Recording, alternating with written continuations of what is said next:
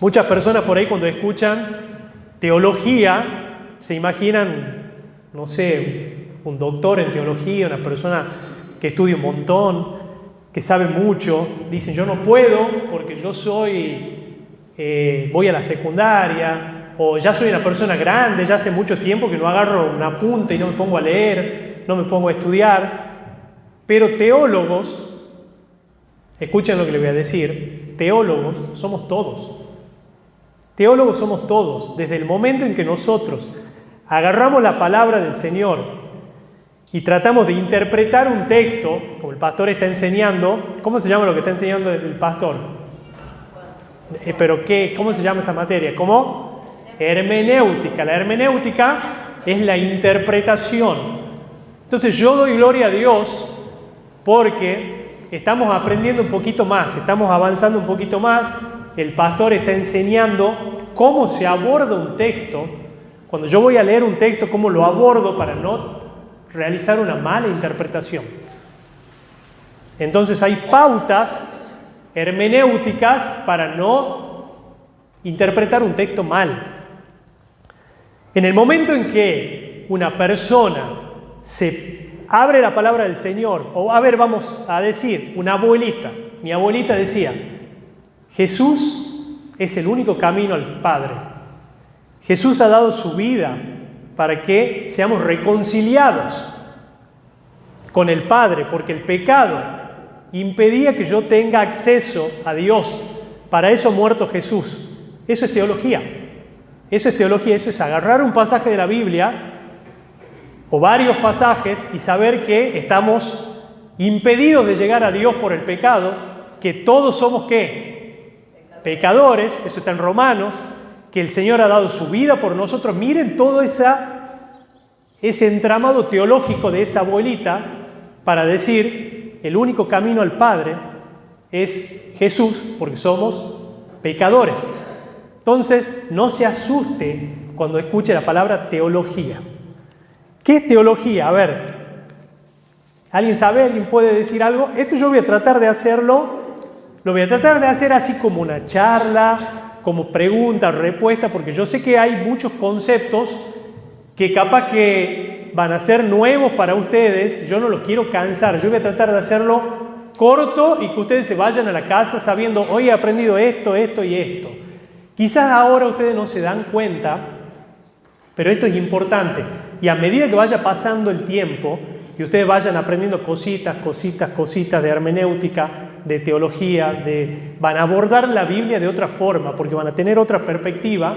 Y lo importante es que haya personas preparadas. Ustedes tienen que estar preparados, porque el día de mañana el pastor puede ser que no esté, puede ser que no esté yo, y puede venir cualquier persona a pararse acá y ustedes van a decir, no, ese no me está enseñando lo que dice la palabra del Señor. Entonces, la congregación tiene que estar preparada, tiene que saber, tiene que estudiar, para que no lo lleve cualquier viento de doctrina, dice la Biblia. Tienen que estudiar para que no sean llevados por cualquier viento de doctrina. Bueno, a ver, ¿qué es teología? ¿Qué? Bien, es eso, el estudio de Dios. Vamos a desmenuzar. ¿Qué significa? Teología es una palabra compuesta. ¿Qué es una palabra compuesta? Dos palabras, ¿verdad? Que forman una. ¿Qué significa teo? Dios. ¿Han escuchado ustedes? Ese es ateo. Ese es un ateo. ¿Qué quiere decir? A es una negación. Quiere decir, claro, que no cree en Dios. Ateo, no cree en Dios. Y logía, o logia, es el estudio o razonamiento sobre algo. Yo lo trato de simplificar. Entonces, el estudio, tratar de conocerlo a Dios. Lo que han traído para anotar, anoten, porque después cuando sea de nuevo el taller, yo voy a preguntar qué teología, ustedes anoten. Es el estudio de Dios. Es una palabra que está compuesta por dos, que es teo y logía. Teo, Dios, logía, estudio o razonamiento.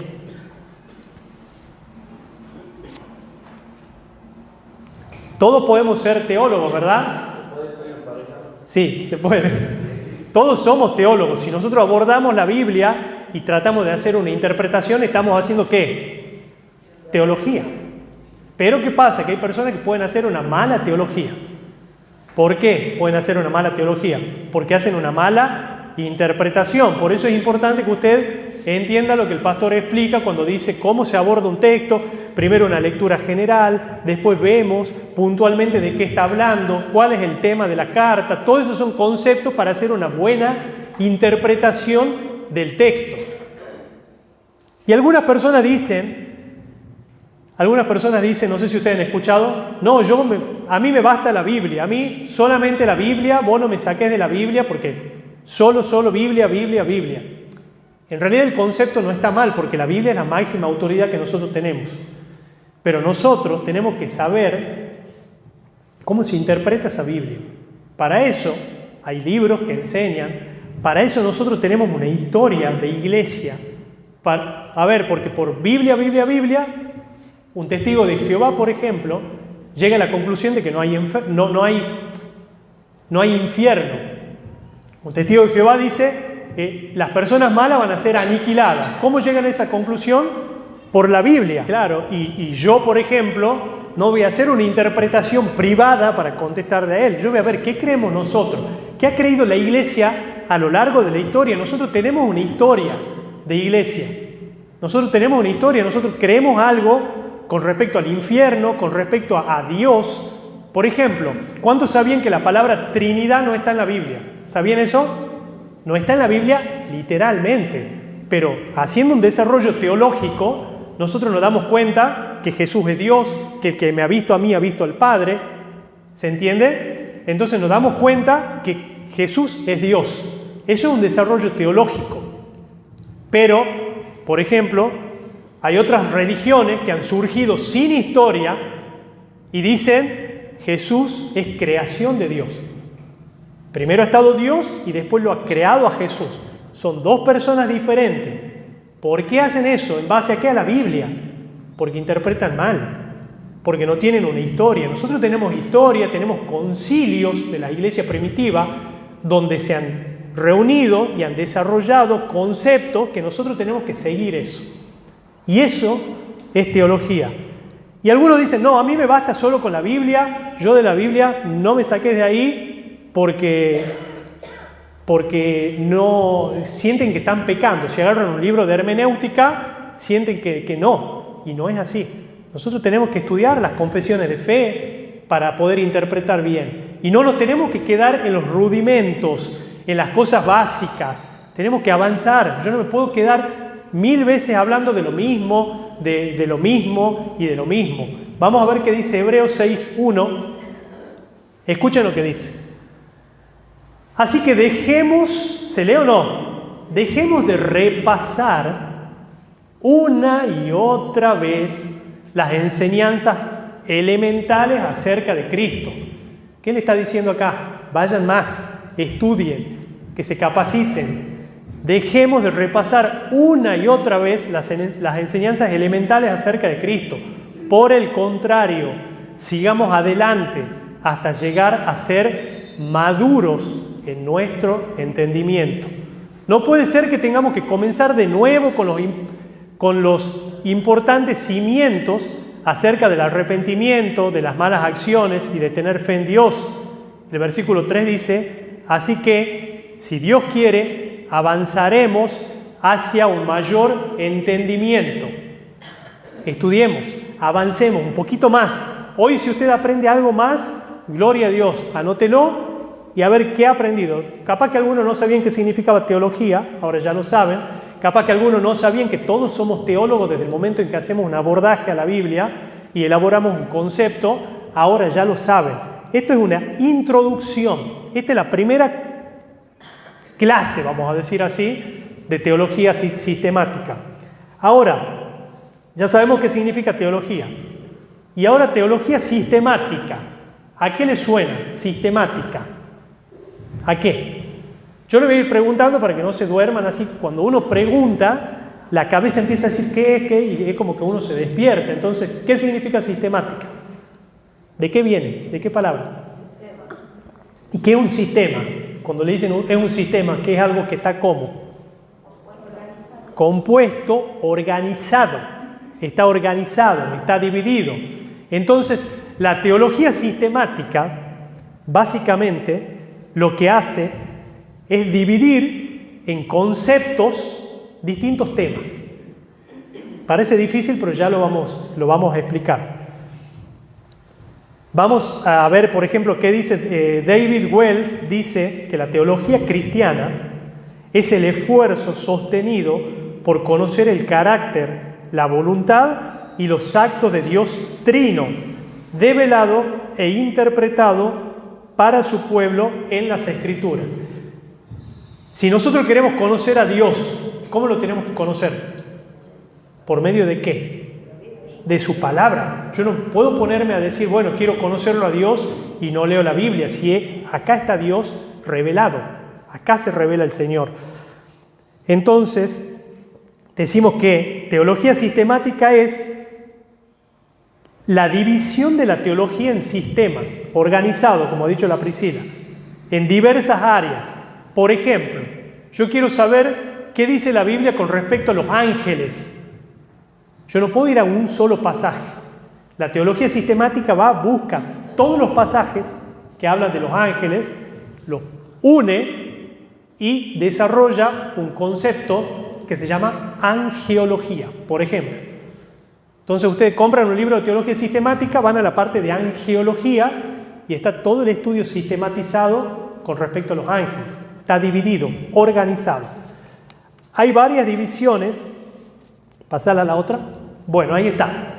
Miren, esas son las divisiones de la teología sistemática. Estas son palabras que capaz que ustedes no la han escuchado nunca. No se asusten porque a medida que yo la vaya diciendo en otra clase, capaz que son palabras que dicen, ¿qué me está hablando? Por lo menos yo, el desafío que les hago es que una de estas palabritas ustedes la aprendan. Una. Dice, teología es el estudio sobre Dios, ¿verdad? La doctrina de Dios. ¿Qué dice después? Bien, yo pensaba que lo iban a leer mal. Creía que iban a decir bibliografía. Bibliología es el estudio de la palabra de Dios y es lo que vamos a empezar a hacer ahora. Después, antropología, la doctrina del hombre. ¿Qué sigue ahí? ¿Quién lo puede leer? ¿Cómo? Amartiología. Esa es la doctrina del pecado. Todo lo que habla con respecto al pecado de la Biblia está unido ahí, en la amartiología. Después sigue cristología, la doctrina de Cristo. Miren lo importante que es la cristología, de entender la doctrina de Cristo, que es tan difícil comprenderlo a Cristo porque Cristo es Dios y el ser humano trata de entender, trata de comprenderlo a Dios y no puede, ¿no? Llega un momento que la cabeza dice hasta acá y es por eso que están divididos, porque las sectas no entienden que Cristo es Dios y que a la vez Cristo es hombre. ¿Cómo puede ser? ¿Cómo puede ser que Cristo ora al Padre y también Cristo es Dios? Entonces todo eso se estudia en cristología. Se entiende la Trinidad, por ejemplo. Soteriología, la doctrina de la salvación. Soteriología, doctrina de la salvación. Ahí está, por ejemplo, que somos salvos. ¿Por qué somos salvos? Por gracia mediante la fe. Todo lo que es correspondiente a la salvación está en soteriología. Y miren lo importante que es que tenga una doctrina fuerte la iglesia, que la iglesia conozca de la salvación, para que no venga alguno y le diga, usted es salvo por obras, tiene que hacer muchas obras para ser salvo. Por ejemplo, eclesiología es la doctrina de la iglesia. De ahí viene la palabra iglesia, eclesiología. Y escatología, la doctrina del futuro. ¿Ah? Por ejemplo, a ver si van entendiendo. Escatología dice doctrina del futuro. ¿Dónde puedo leer eso yo en la Biblia? ¿Qué libro se le viene a la mente? Apocalipsis.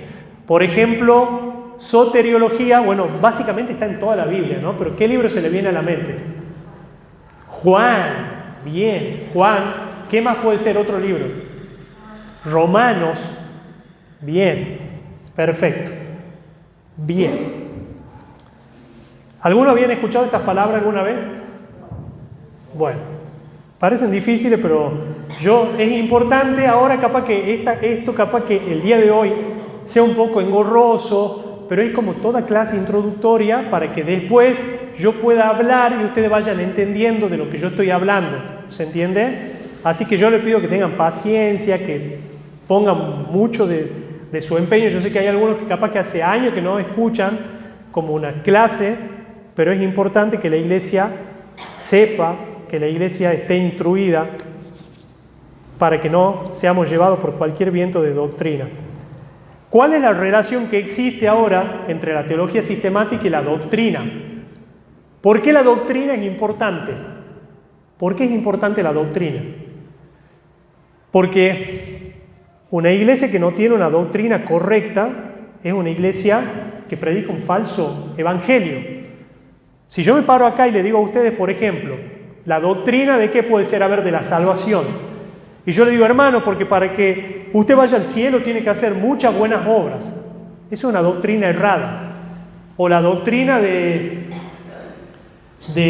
por ejemplo, de la salvación o del futuro. Yo le digo que no existe el infierno, que vamos a ser aniquilados, como dicen los testigos de Jehová. Eso es una doctrina que está errada. Entonces, ustedes estudiando teología sistemática van a saber responder a todas esas doctrinas erradas.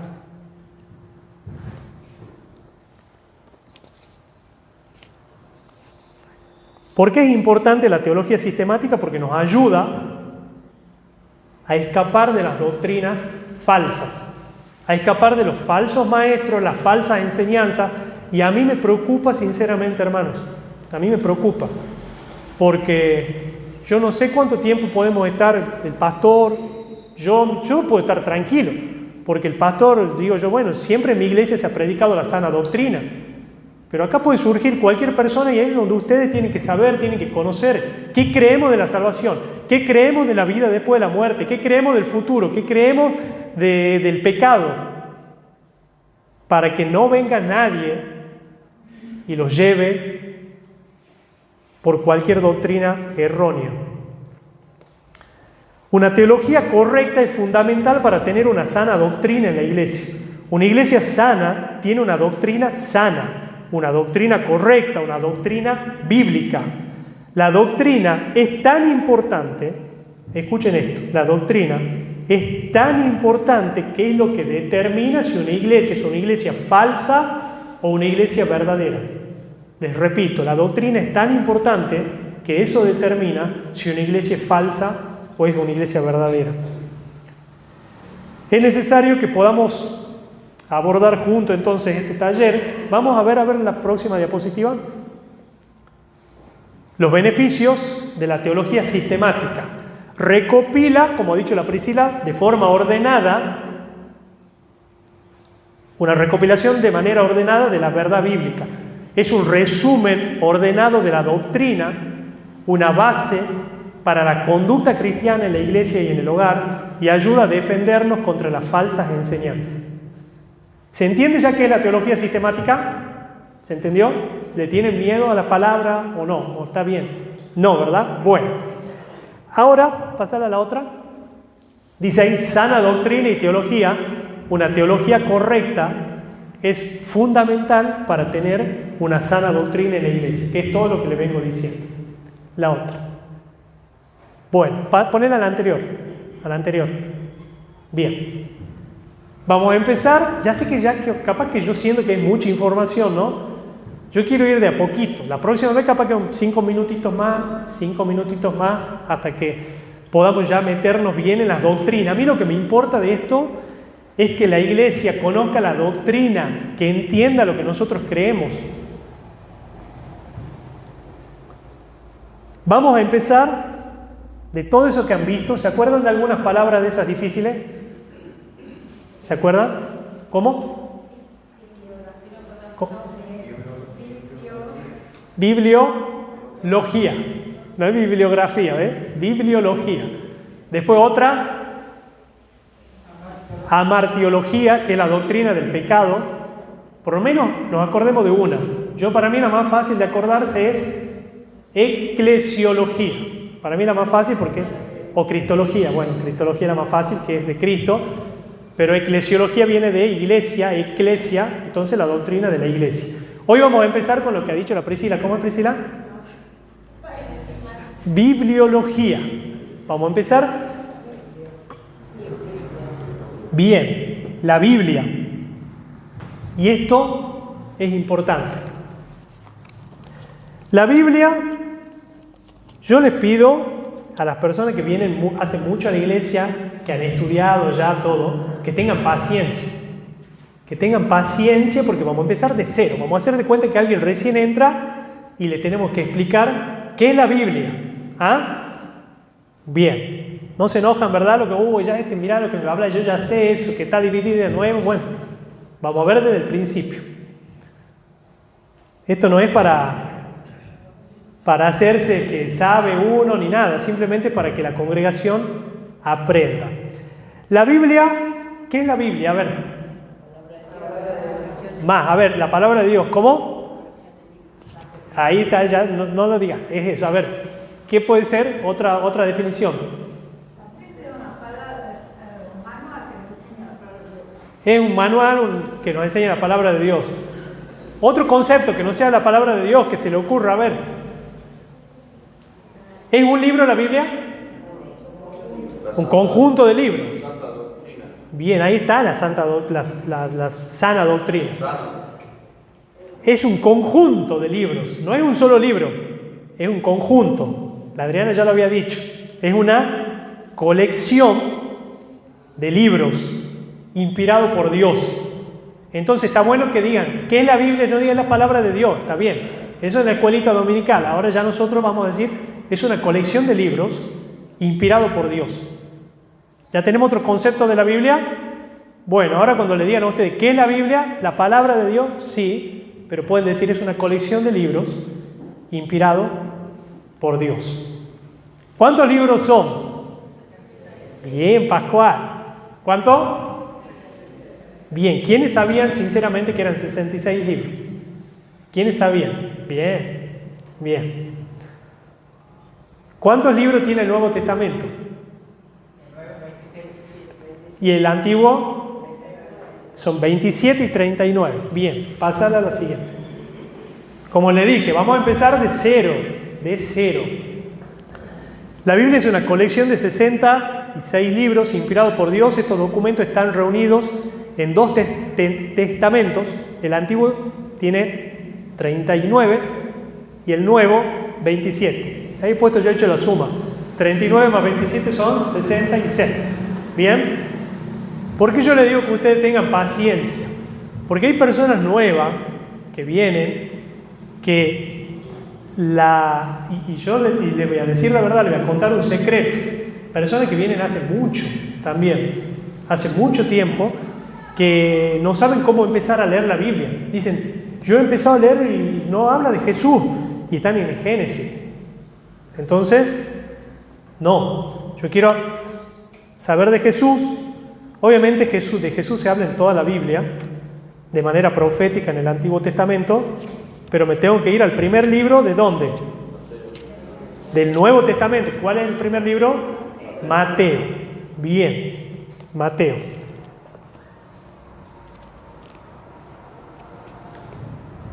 ¿Pasar a la siguiente?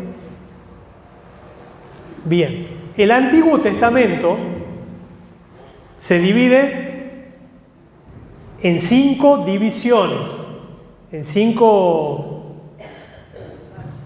¿cómo? Partes, sí, en 5 partes.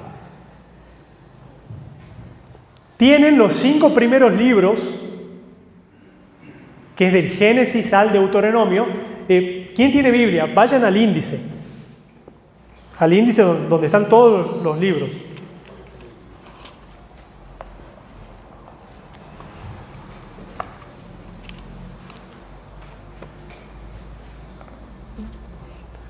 ¿Ya están? Bien. Los 5 primeros libros es del Génesis al Deuteronomio.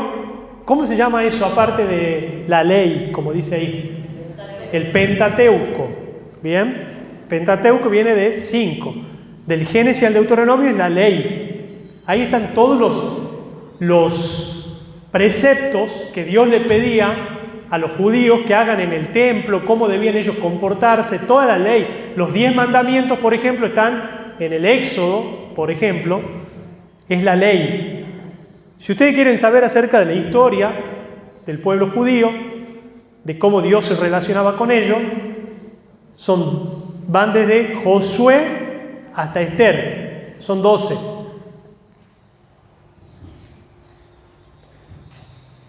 Después están los libros de, ¿qué dice? Sabiduría. Los libros de sabiduría, desde Job hasta Cantares. Son 5, Job, Salmo, Proverbios,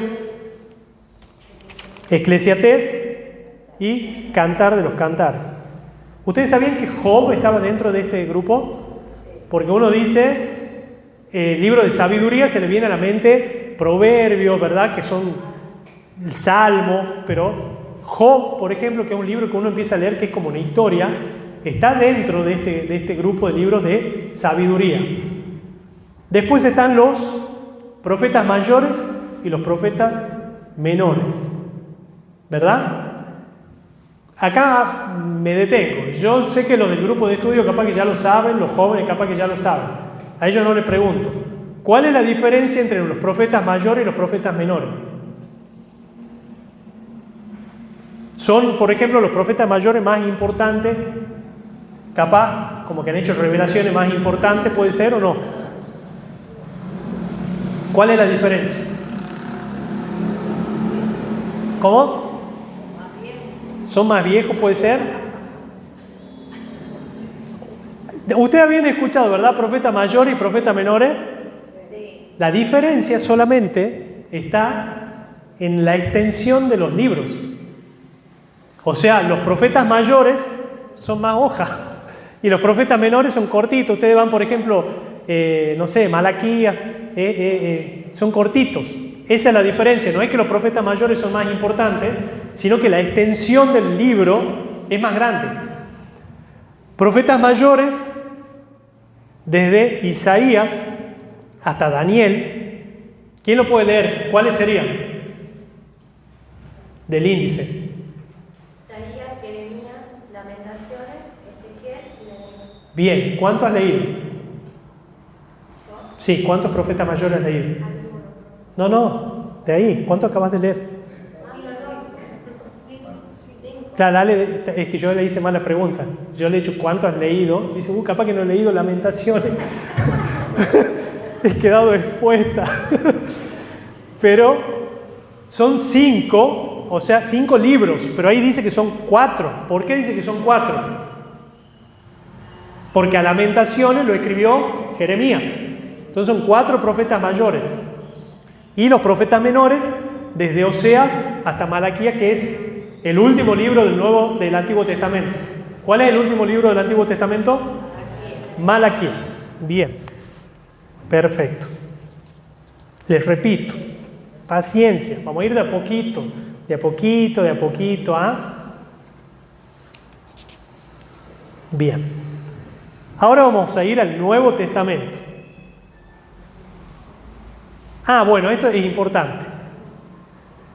Cuando se terminó de escribir el Antiguo Testamento, el último libro, por lo menos que a nosotros nos figura en la Biblia, ¿cuál fue? Malaquías.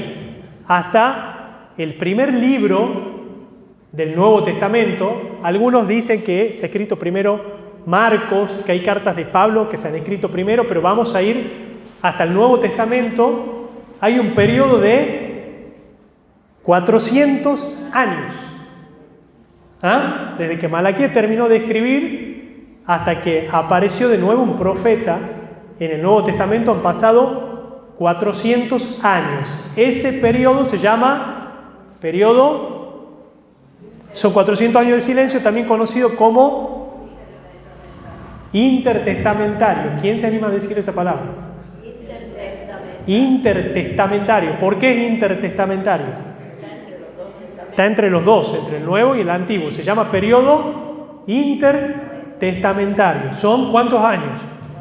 400 años de silencio. ¿Quién es el primer profeta que aparece después de esos 400 años? ¿Cuál Juan? Juan el Bautista. No Juan el Apóstol, sino Juan el Bautista. Cuando Juan aparece, Cuando empieza el ministerio de Cristo, Cristo tenía 30 años, aparece caminando y Juan estaba predicando. ¿Se acuerdan de esa imagen que decía, voz que clama en el desierto? Juan, que estaba bautizando a las personas. Él es el primer profeta que aparece después del Antiguo Testamento. O sea, 400 años no hubo profetas. No hubo nadie que tenga una voz de Dios hasta Juan el Bautista, casi digo el apóstol Juan el Bautista. Ese fue el primer profeta después de esos 400 años que se llama periodo intertestamentario. Bien.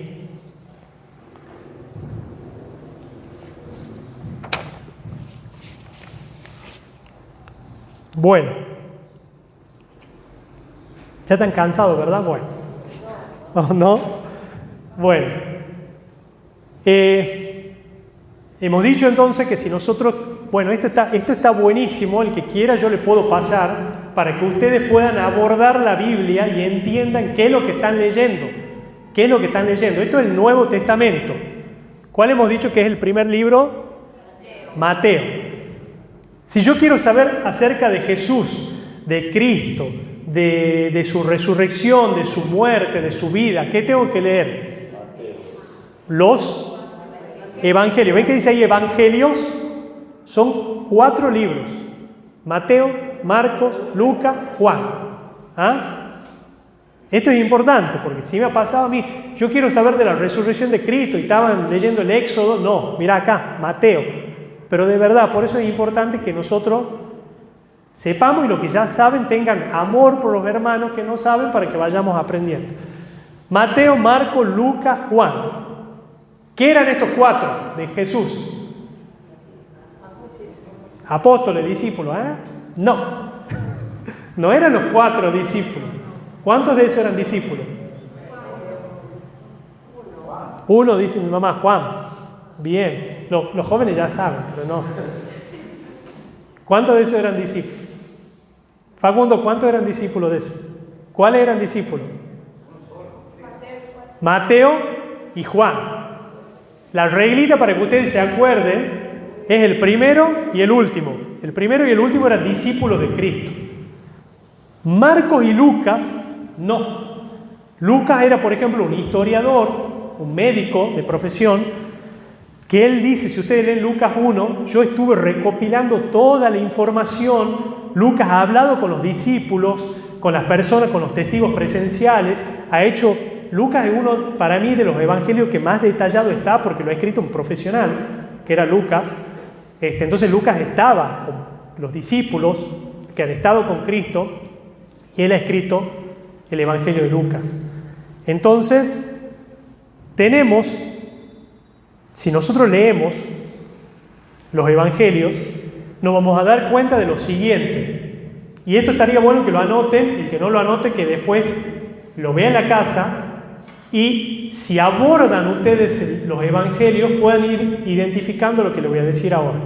Ayer hablaba con un hermano que no le gusta aparecer en público, pero me dice que él está leyendo el libro de Mateo. Entonces yo digo, bueno, estaría bueno que venga. Está el hermano acá, no le gusta que yo lo mencione. Está leyendo Mateo. Entonces, está bueno que ustedes vean esto. Como el pastor hablaba del libro de Juan, ¿qué es lo que Juan trata de mostrarnos acerca de Jesús? ¿Se acuerdan algo? Que Jesús es ¿quién? Es Dios, la deidad de Cristo. Eso, por ejemplo, si ustedes van al Evangelio de Juan, cuando empieza el Evangelio de Juan ya empieza. En el principio era el Verbo y el Verbo era Dios. Te está mostrando que Cristo es eterno. Entonces, todos hablan de Cristo, pero desde perspectivas diferentes. Si ustedes abordan el Evangelio de Juan, el propósito que tiene Juan para escribir el Evangelio es mostrarle a ustedes que Cristo es Dios, la deidad de Cristo. Mateo, por ejemplo, contempla su libro a través de la perspectiva del reino de Dios. Si ustedes leen Mateo van a ver muchas partes donde habla del reino de Dios.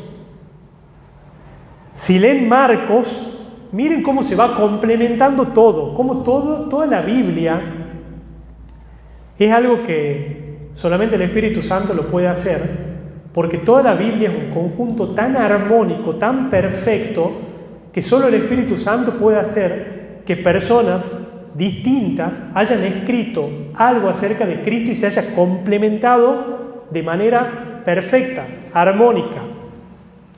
Mateo habla de la perspectiva del reino de Dios. No sé si lo puse, Adri, en la diapositiva. ¿Pasa la otra? Creo que no. Uy, mirá, ese está mal. Justo, bueno, está mal la diapositiva, pero ahí dice, déjalo. Mateo habla acerca de la perspectiva del reino. Yo le voy diciendo porque no se lee bien ahí. Marcos, desde la condición de Cristo como siervo. Si ustedes lo leen a Marcos, van a ver muchas partes que hablan de Cristo como siervo. Cristo estaba al servicio de los discípulos. Lucas habla de la humanidad de Cristo y Juan de la divinidad. ¿Ustedes están viendo cómo se complementa todo? ¿Cómo es todo armonioso? Les vuelvo a decir, escuchen. Mateo lo presenta a Cristo como rey, la condición del reino de Cristo. Marcos como siervo. Cristo es rey y Cristo es siervo. Era el Rey de Reyes, el Señor de Señores, donde toda rodilla se postrará, donde toda lengua confesará que Él es Dios, que Él es Rey, y a la vez le estaba lavando los pies a sus discípulos. Como el pastor ha explicado, ¿quiénes lavaban los pies? ¿De quién era esa tarea de lavar los pies? De los esclavos. Entonces Cristo era Rey, como lo presenta Mateo. Marco lo presenta como un siervo. Lucas lo presenta a Cristo como humano. ¿Cristo era humano? Era humano. ¿Cristo sentía dolor? ¿Qué hemos visto? ¿Lloró Cristo? ¿Sintió tristeza, angustia, emociones? Sí, porque era humano. Pero Juan dice, también Cristo es divino. ¿Ven cómo se complementan los 4 evangelios de manera hermosa? ¿Se entiende? Rey, siervo, humano y divino. Rey, siervo, humano y divino. Con respecto a la humanidad y a la divinidad de Cristo, ustedes tienen que entender que hay muchos errores de mismos teólogos que yo escucho cuando hablan de Cristo, porque es difícil entender. Por ejemplo, dicen, a ver, Cristo era Dios y era hombre, ¿verdad? Si quieren poner en porcentaje eso, ¿cómo se pondrían? 50 y 50, porque si yo digo era 50% Dios y 50% hombre, era como que no era totalmente divino, o como que no era totalmente humano, sí ha sufrido, pero no tanto porque era 50, no. Entonces, para tratar de resolver esto, algunos dicen eran 100% hombre, 100% divino.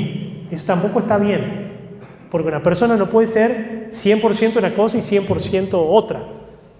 La manera correcta, y esto sí lo que han traído para anotar, es que era verdaderamente Dios, verdaderamente hombre. Esa es la expresión que a lo largo de la historia se ha definido para tratar de entender a Jesús. Era verdaderamente divino y verdaderamente humano. Ahí tenemos los 4 evangelios. ¿Cuánto tiempo voy a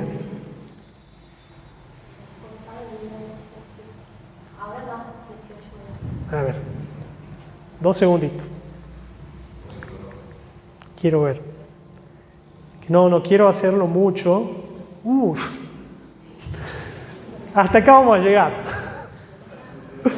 Hasta acá vamos a llegar. Pensaba que iba mucho menos. Yo quiero que sepan que esto es una introducción. Ya vamos a empezar a abordar bien. ¿Y por qué es importante, hermanos? Esto es un taller. Este es, ¿qué sería el tercer domingo? Cuarto domingo del mes.